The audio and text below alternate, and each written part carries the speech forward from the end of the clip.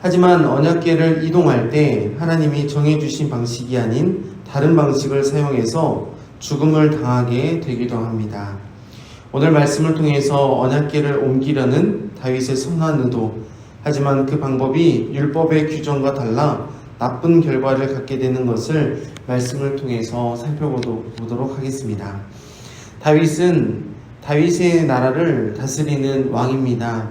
왕의 말은 곧 법이기 때문에 다윗이 오늘 언약궤를 옮기는 데 있어서 철저하게 많은 사람들은 다윗의 말에 복종해야 했습니다. 그런데 다윗의 선한 의도와는 다르게 언약궤를 옮기는 방식이 율법과는 다른 이방 방식대로 새 수레에 실으려 했고, 그 과정에서 소를 몰던 웃사가 거룩한 언약궤에 손을 대어 그 자리에 죽고 말았습니다. 다윗은 분명 하나님 나라를 세우기 위해 언약궤의 중요성에 대해 알고 있었습니다. 하나님을 잘 섬기기 위해서 언약궤의 정신을 기초해서 이스라엘을 잘 다스리기 위해서 언약궤를 옮길 의도를 천부장, 백부장, 모든 지휘관들과 의논했을 것입니다. 전령도 보내서 많은 사람들과 함께 하나님의 궤를 옮겨오자고 온 회중에게 공포까지 했습니다. 그리고 백성의 반응도 다윗과 동일했습니다. 오늘 본문 13장 4절 말씀을 여러분들이 한번 읽어보십시오. 13장 4절 말씀 읽습니다.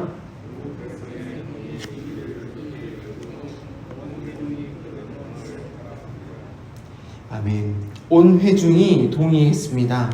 뭇 백성의 눈이 이 일을 좋게 여김으로 온 회중이 그대로 행하겠다 한지라 라고 말합니다. 이제 하나님의 언약궤를 잘 가지고 오기만 하면 됩니다.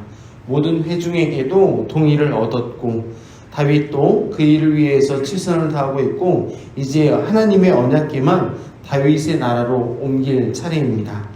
수레의 궤를 싣고 아비나답의 집에서 나오고 웃사와 아이오가 수레를 몰고 다윗과 이스라엘 온 무리는 하나님을 찬양하며 궤가 옮겨지기 시작합니다. 그런데 9절에서 10절 말씀에 보면 우리가 잘 아는 것처럼 어떤 일이 생깁니까? 우리가 우려했던 그 일이 닥치고 맙니다. 기돈의 타작마당에 왔을 때 소들이 뛰어서 웃사가 그만 손으로 궤를 붙들고 말았습니다. 그리고 즉시 하나님 앞에서 웃사는 죽고 맙니다. 이제까지 기쁘게 찬양했던 백성들이 웃사의 죽음으로 기쁨이 사라지고 두려움에 사로잡히게 됩니다. 다윗은 선한 의도를 가졌지만 방법에 있어서 율법에 합당하게 행하지 않는 것을 깨닫지 못하고 다윗은 자신의 화를 참지 못하고 화를 내며 그곳 이름을 베레스 웃사라고 불렀습니다. 그리고 다윗의 계획은 이루어지지 못하고 가드 사람 오베데돔의 집으로 궤가 3달 동안 있게 됩니다. 이어서 하나님께서 오베데돔의 집과 그의 모든 소유에 복을 주심으로 언약궤가 함께함에 축복을 누리게 됩니다.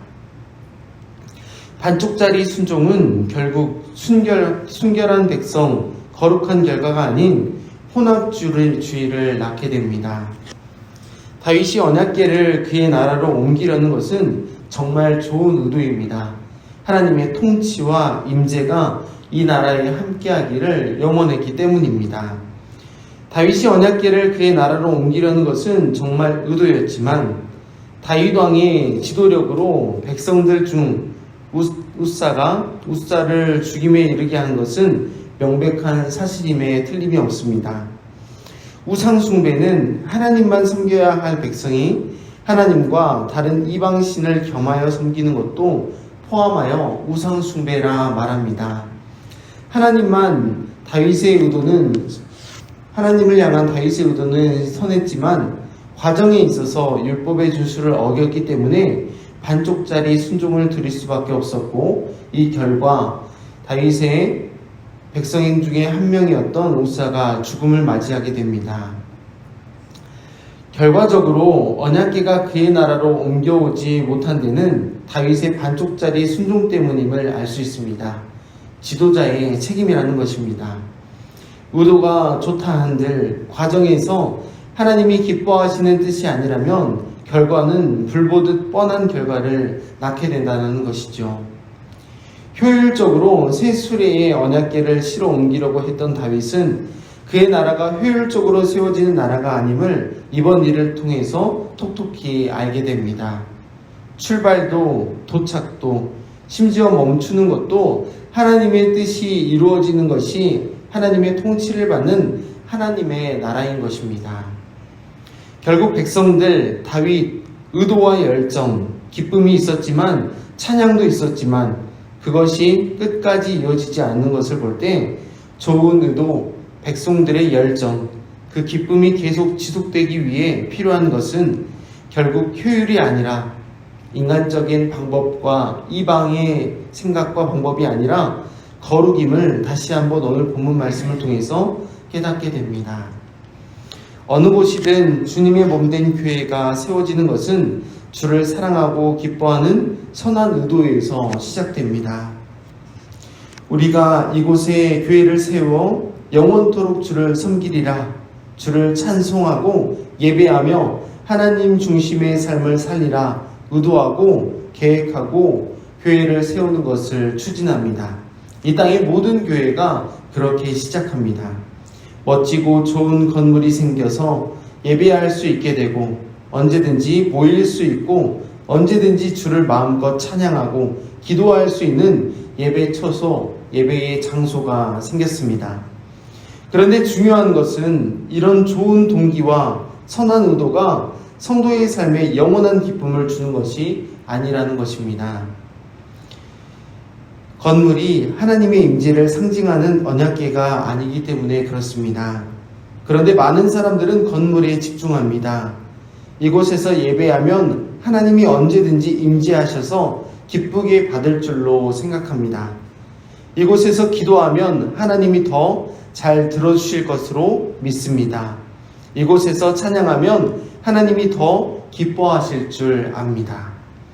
그래서 삶에서는 예배하지 않고, 삶에서는 기도하지 않고, 삶에서는 찬양하지 않고, 그렇다고 한다면 다윗과 오늘날 우리에게 맞게 될 결과는 기쁨입니까? 두려움입니까? 기쁨이면 좋겠지만 두려움으로 찾아올 수 있습니다. 오늘 말씀만 보더라도 오늘날 우리 그리스도인들이 얼마나 효율을 의지하며 살아가는지 알 수 있습니다. 효율적으로 살아갑니다. 일주일에 한 번 예배 드리면 됐지, 11조 드리면 됐지, 기도하면 됐지 하다가 하나님이 경멸하시는 예배, 삶은 없는 예배, 거룩을 찾아볼 수 없는 삶, 하나님이 듣지 않으시는 기도, 하나님이 받지 않으시는 찬양을 계속하고 자기 자신을 다스리고 위안을 삼습니다. 그렇다고 한다면 효율적으로 살려고 하다가 정말 비효율적인 삶의 결과를 맞이하고 맙니다. 하나님의 백성은 다시금 효율적으로 살기 위해 부름받은 사람이 아니라는 것이죠. 내가 거룩하니 너희도 거룩하라 말씀하신 하나님의 말씀에 거룩하게 살기로 부름받은 줄 우리 모두가 믿어야 할 줄 압니다. 우리의 거룩함을 위해 예수 그리스도께서 우리의 모든 죄를 담당해 주셨습니다. 십자가에 못 박혀 죽으셨습니다. 우리가 죽어 마땅한 죄인 중에 괴수임에도 불구하고 하나님과 우리의 끊어진 관계를 회복시켜 주시기 위해서 성자 예수님께서 성육신하셔서 이 땅에 오셨습니다. 성육신은 거룩할 성이 아니라 이룰 성입니다.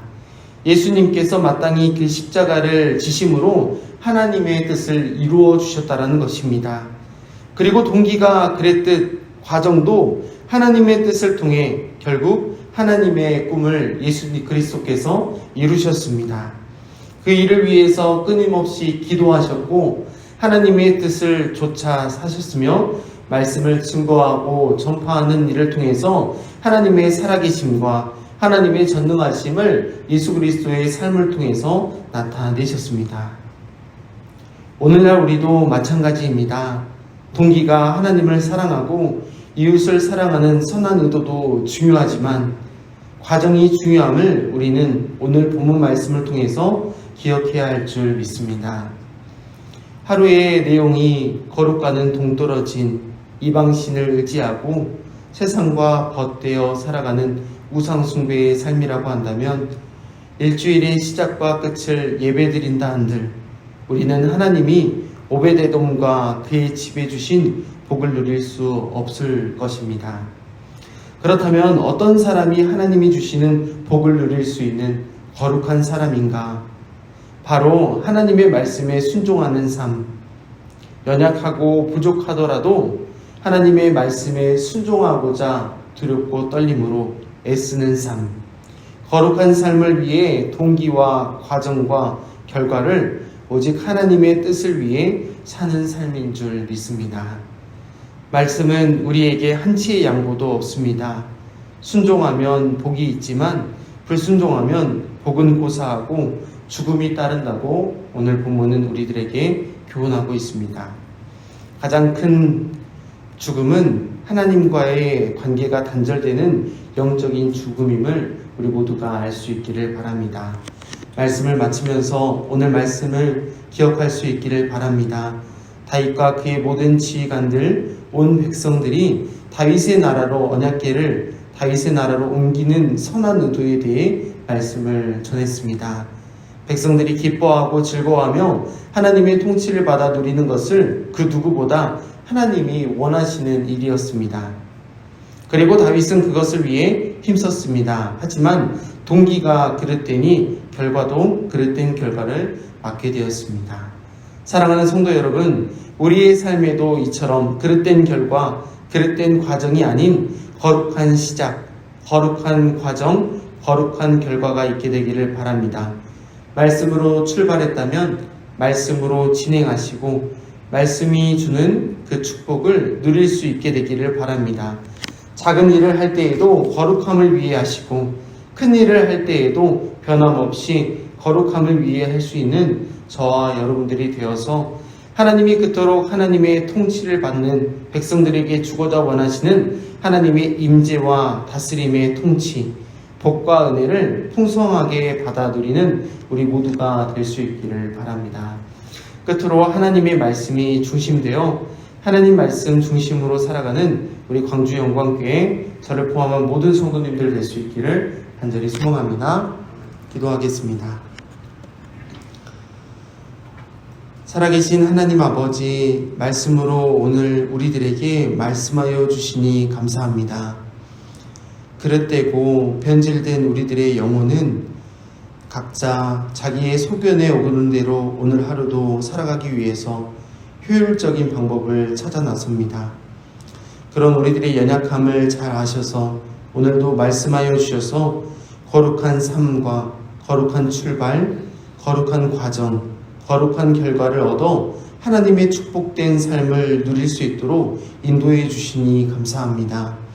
작은 일에서부터 거룩을 심을 수 있도록 도와주시고 그 과정 가운데 하나님의 통치와 임재, 하나님의 동행하심이 우리들의 삶과 함께할 수 있도록 도와주시며 결과 가운데에서도 우리들의 삶에 풍성한 삶, 하나님의 은혜가 넘치는 삶, 그 은혜가 이웃과 세계 열방에 증거되는 삶 살아갈 수 있도록 인도하여 주시옵소서.